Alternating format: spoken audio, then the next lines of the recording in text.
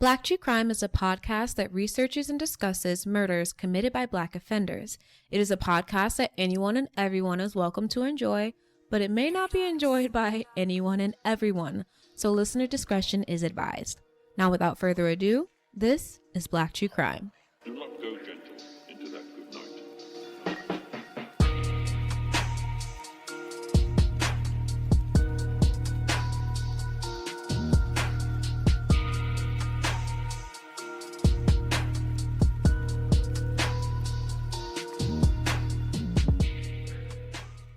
Hello, everyone.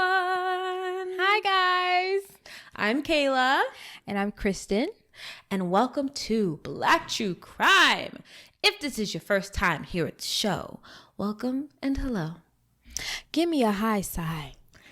Today we are here looking how we're looking, and and before we get started with today's case, which was actually a listener requested case, I want to remind you guys that we're actually gonna be in Dallas the 26th through the 28th for the True Crime Podcast Festival. Show up and show out. Be there, be square. We are also going to be running a crazy merch sale. If you guys aren't on Instagram right now, just follow our Instagram, okay? It's at Black True Crime Podcast, and we're going to run a sale starting on Friday in, I guess, celebration for my birthday. Like, why not?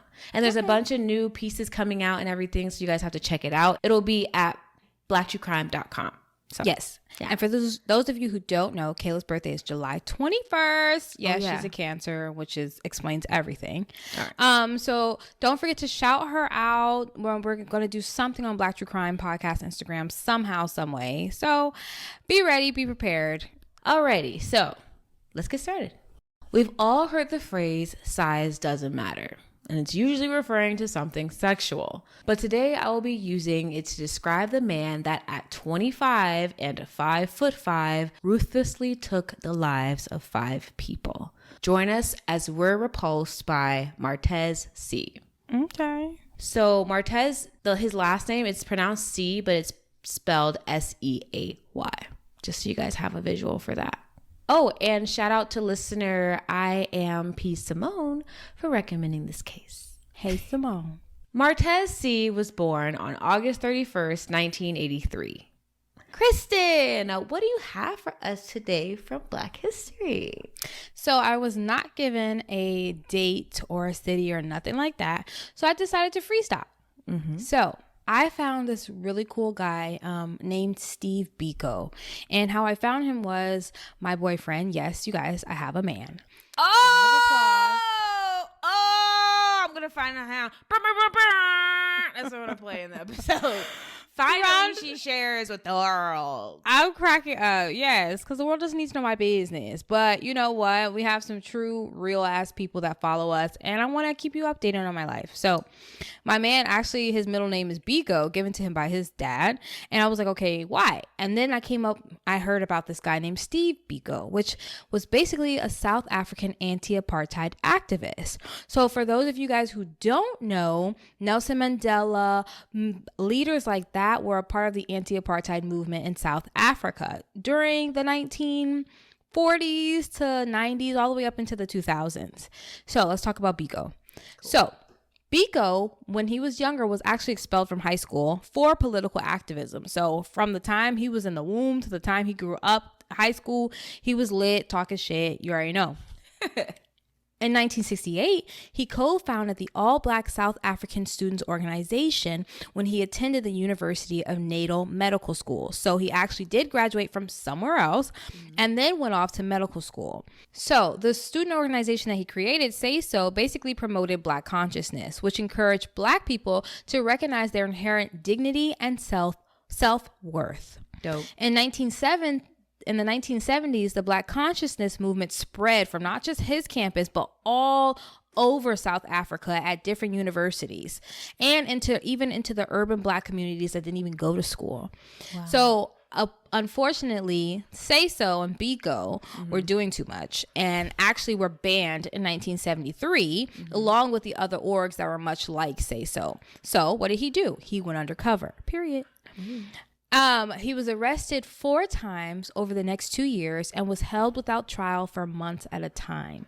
And in fact, it came up to the point on August 18th, 1977, that he and a fellow activist were seized at a roadblock and jailed in Port Elizabeth. Biko was then found naked and shackled outside of a hospital in Pretoria, which was 740 miles away from where he was seized. How the fuck? Yeah, that part. And on September 11th, Biko died the next day of a massive brain hemorrhage.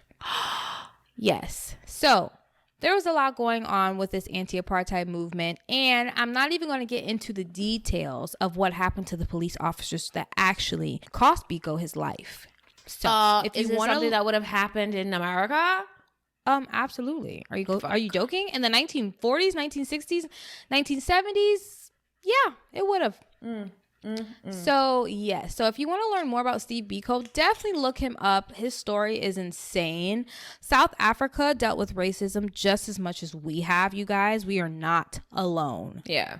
I mean, when you have people that, like, colonizers that come and take over your fucking land, they're going to be racist toward you. And honestly, some people were racist toward their own people. So it's not always about the color of your skin. Sometimes it's just about class and status and stuff like that. But either way, it's fucked. Wow. So yeah, that's actually right. Division is everywhere.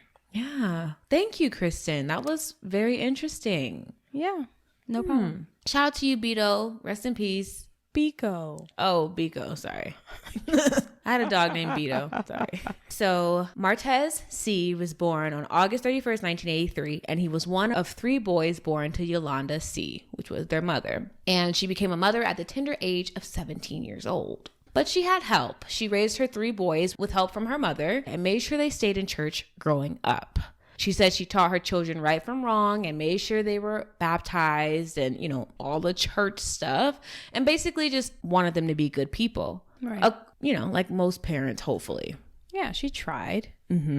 According to her, she whooped them, but definitely felt like they needed a man in their lives to really throw that elbow in there, And for those of us who don't agree with corporal punishment in the Black community, just know most of us were raised up on an ass whooping. Kristen, that is not corporal punishment.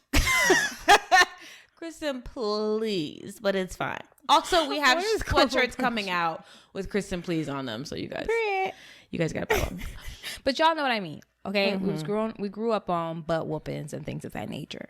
Yeah, and I needed some, to be fair. I was horrific. You were horrible.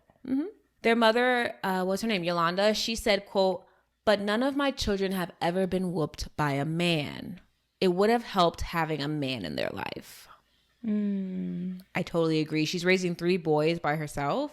I think it's funny that she's basically highlighting the fact that they needed to be whooped by a man. But I think what she's really also saying is they needed a man in their lives, period, point blank, not just for whoopings, but for leadership, for guidance, for discipline, for all of it. Yeah, everyone needs their father, especially young men. And according to family members, though, Yolanda was overprotective of the boys, rarely letting them play outside. She constantly was visiting their schools and stuff. So it seemed like she was doing what she could. Her children were giving her a run for her money, and she was trying to be at least proactive about it.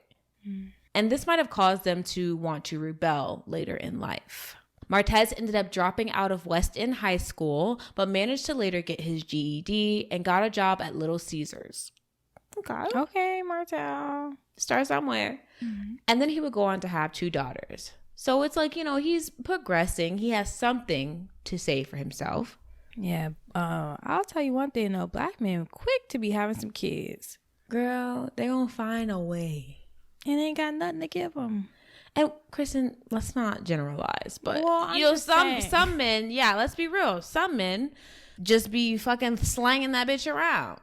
And be thinking it's cute and be like, babe, I don't want to pull out. You know what I'm saying? And then us being us, we're going to have that moment where it's like, oh, he really fucks with me because he doesn't want to pull out. But that's not what that means, sis. Right. That's not what that means, sis. Nickels will come into a paper bag. Okay. No shade. And then when you're having that freaking kid, where is he? Nowhere to be found. In the next bitch. Hopefully. He's not. Don't generalize, Kayla. Don't generalize. Okay. But Martez loved the street life. He was very small in stature, but he needed to be, I guess, aggressive to kind of get people off of his back more. And if that's the case, which I hope it's not, I don't know why people like to pick on people that are smaller than them. It doesn't fucking mean anything. A gun equalizes everything. That part. Okay. But if it is true, like this is his case, he took that tough guy persona way too motherfucking far, and he would become a murderer because of it. If that's the case though, like who knows? Maybe there's something in him that was like, I love this shit. Maybe it's something other than trying to prove a point or trying to look a certain way. Well, in the words of Drake, sometimes there will be tall tales told by little men. Kristen, did he say that? Mm-hmm. That's giving. Shout out to Drake. Hey, Drake. So now we're about to get into the murders. 27-year-old Gregory Shelton was murdered on November 24th, 2008. He was the youngest of 3 siblings, and even though he was grown, he loved being close to home, and he had a very close relationship with his mother. So this case was actually featured on First 48, and there's a clip of his mother just obviously heartbroken, and then years later she's still destroyed by it, and it's just horrific. And if you guys want to see that, you guys can watch it. It's on First 48. I have a question. Yeah. Rest in peace, Gregory. 1. Rest in peace, Gregory. And 2, are these murders gang related at all? Was he in a gang? That's a good question. I don't want to answer it until we kind of get more into it. Okay. His murder would go unsolved for over 6 months until an anonymous call came into the tip line, and the woman said that she had information about Greg's murder. But she would only speak to investigators in a police station outside of Birmingham. Oh, okay. And yeah, so it's kind of giving already. It's giving she's scared. She doesn't want anyone to find out that she talked to the police, so she's taking precaution. Yeah, which means like who's in the police station snitching?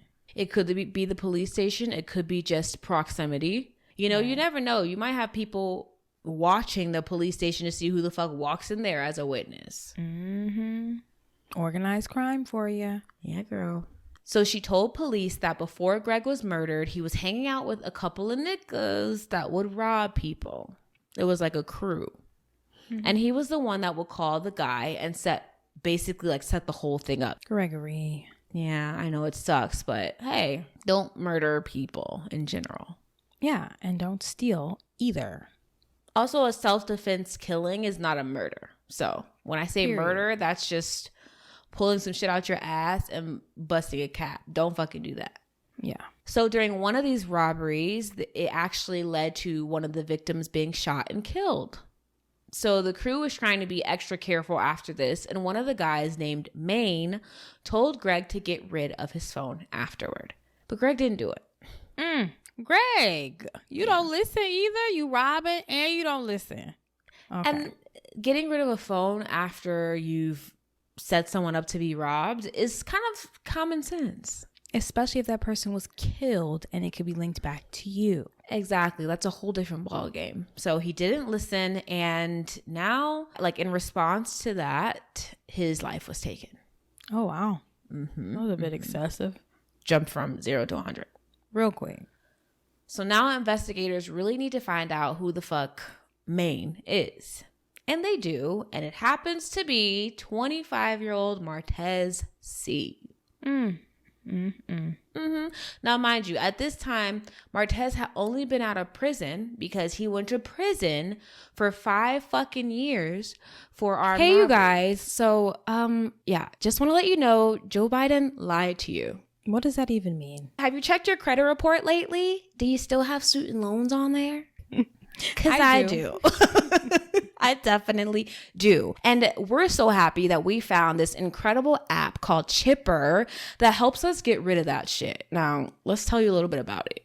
So basically, Chipper uses everyday purchases like going to buy some gas or going to get some clothes, and they automatically round up your purchase to the nearest dollar, which means your spare change is literally paying off your student loans. So think about this. The average user rounds up $35 per month, which can save you up to $5,000 in interest and reduce your payoff term by 4 years. So what the heck does all of that mean? That basically means without even thinking about it, you're paying off your student loans and aiding in your financial freedom, y'all. So I don't know about you, but I'm about to sign up for Chipper because that's going to help my credit. Period. We're trying to buy houses. We're trying to be financially free, and we want you guys to be right there with us. They also help you find out if you qualify for loan forgiveness programs, aka you don't have to pay shit. And not the ones where you got random folks calling you and you can't tell if it's legit or not. That the real part. ones, you guys. That part. So sign up for Chipper today using our code, and it's completely free, you guys. It's a completely free service. Link your loans and let Chipper show you how to save money while you're paying off debt. Start making payments now because clearly nobody's going to help us but us. The link will be in the episode description and on our social media platforms as well. And tell them we sent you. Okay, back to the episode. Bye.